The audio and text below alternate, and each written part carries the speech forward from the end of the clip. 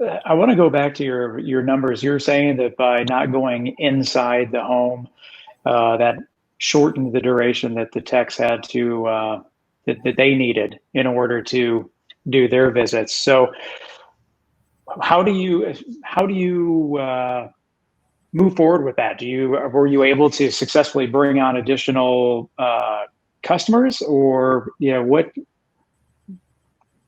or how talk more about that? How your numbers, and not necessarily the specifics about your numbers, but how that's affected your business.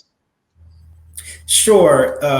So last quarter of, actually the last quarter of 2019, I was talking with one of my mentors and we were looking at ways to scale the business and increase revenue. So one of the ways was to see if we could free up time and have the technician get through more customers in a shorter period, in a short period of time. And one way to do that was the exterior service. Like I said, it cut the service time down in half. And as long as we could compact the service area, then we were, in some cases, able to double what that technician was able to service within a day. So our average technician will service between 8 and 10 stops per day. And by shortening that service time, we were able to increase the 8 to 10 stops, in some cases between 16 and 18 stops per day, which obviously would double revenue for that day on that service route. And so in that case, to someone, you do it the outside way, and if someone has additional things, then they come in if that doesn't work. Is that how that? Absolutely. Works? Yeah. It's not that you completely removed it. It's that you guys have found that the outside stuff, majority of the time, 80%, I think is the number you gave us, gets the job done. So then, so I'm interested from a communication standpoint. How do you then relay that message to someone who has historically, COVID or not, historically has wanted you to go in their house and spray everything down because that's the way that they think the cookie crumbles, if you will, right? And now you're saying, it's okay, we can do it outside and have just as good of results. So how do you relate that? How do you communicate that with your customer base so that they feel comfortable? Absolutely. And you hit the nail on the head. The thing is about communication.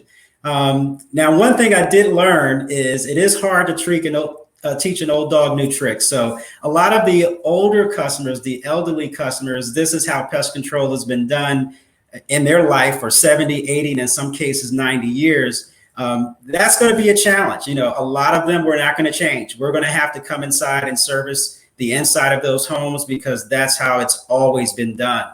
But a lot of our millennial clients, are used to innovation. They're used to technology. They're used to things changing.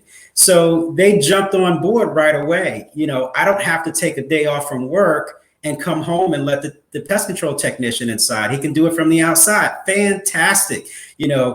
Send me a text message when you're there. Send me a text message saying that the service is complete, right on. And let's keep it rocking and rolling.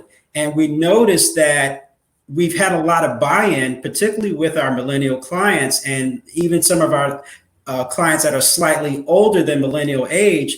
That was a big thing for them. You cannot get back time. Time is one of those commodities that is very priceless. So when they don't have to take time away from work, when they don't have to take time away from spending time with the family, and they can still have their need met, fantastic for them. But again, the elderly clients, we spent more energy trying to convince them to change than it would just to go inside and do the service.